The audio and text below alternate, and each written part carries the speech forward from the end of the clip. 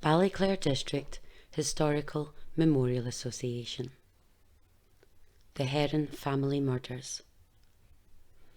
On the 7th of April 1976, 3 members of the Herron family, William, Beth and Noeline, were sleeping in the flat above their drapery store, unaware of the IRA device that had been planted in their shop that day, set to cause destruction to this hard-working, innocent Protestant family. Daughter Joy remembered, "The shop was engulfed with flames. I saw my father at the open upstairs window. He was still alive. The flames were engulfing the window and my father couldn't get out. That was the last time I ever saw him, my last vision of him alive." William Herron was born in 1912 near Ballyward to parents John and Ellen. When he left school, he left the family farm and served his apprenticeship in the drapery trade. Willie, as he was also known, met and married Beth Scott in 1941, and they set up home in Canallan. Willie and Beth had 2 sets of twins, daughters Carol and Joy, sons Derek and Alistair, and the family was complete in 1949 after their daughter Noeline was born. Willie had established his drapery business in Drumore, selling curtain materials, fabrics and household goods, and as the business grew, he purchased bigger premises on Market Square, and the family moved into the accommodation above the shop. The Herons' drapery business prospered, and this hard-working family also had premises on Royal Avenue, which manufactured uniforms, band uniforms, collarettes, amongst other products. When this was destroyed by a bomb, they relocated the premises to Wellington Place. Willie was seen as a hard-working man, a man of strong Christian faith, a friend to many, and would offer his time and support to initiatives that would benefit the town of Drumore. Beth played an active role in the business too, as well as being a homemaker, and had many interests, including Meals on Wheels and the Atana Women's Institute.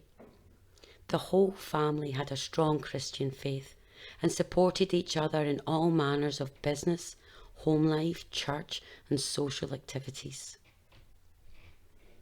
3 young girls met for the first time on the 7th of April 1976. Noeline Herron was 26 and working in her father's shop in Market Square, Drumore, when 2 young sisters came in to buy socks. 16-year-old Jeanette Griffith found a pair she liked, and while her elder sister, Marion, was seemingly rummaging through the stock, Jeanette went to pay Noeline at the counter for hers. That night, Noeline, Willie and Beth went to bed above their shop, not knowing an IRA incendiary device was ticking away, set to cause the ultimate devastation to the innocent Protestant family. When the device detonated, it very quickly spread a ferocious fire throughout the building. The fire had blocked the stairs and there was no way of escaping.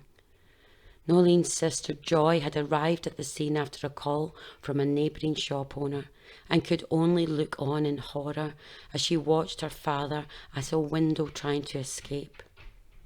Her mother Beth's body had been found near the kitchen window, and her sister Noeline's body was found near the telephone. Sadly, the firemen who had tried desperately to save the family had been beaten back by the intense heat.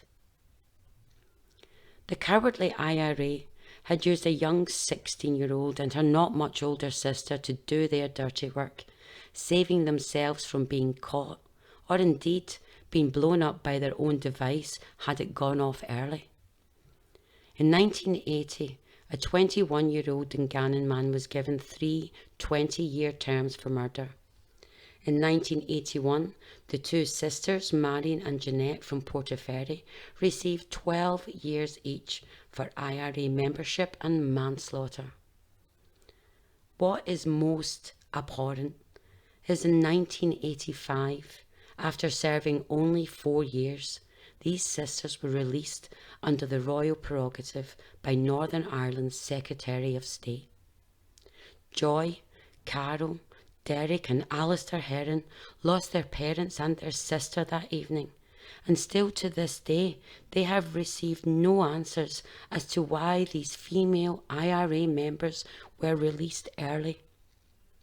The family had never been consulted or asked how they felt about it. A freedom of information was requested, and even the historical inquiries team were asked as to why. No one answered this grief-stricken family's questions.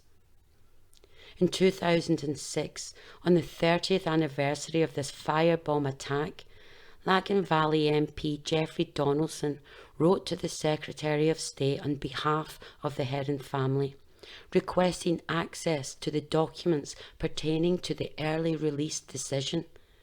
But that was as much as was done for the family, as the standard reply came back with, "I regret to inform you the Secretary of State has once again refused to release the documents that would provide the family with the reasons why these murderers were released under this agreement."